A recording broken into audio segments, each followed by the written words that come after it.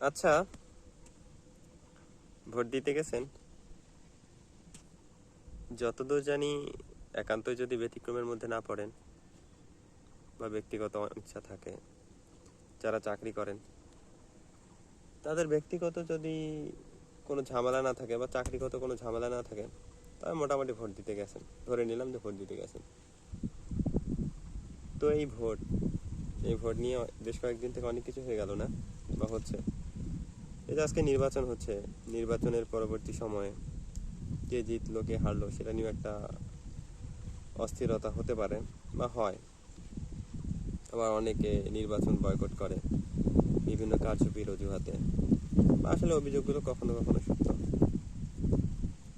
এই যে এত জটিলতা, এগুলো কি? এই সবই হচ্ছে যে ক্ষমতা পাওয়ার লড়াই, কিংবা তারা মনে করে যারা আসবে বা ক্ষমতায় যেতে চায় তারা মনে করে যে এতে করে আসলে প্রচলিত কিছু সমস্যার সমাধান করতে পারবে তারা।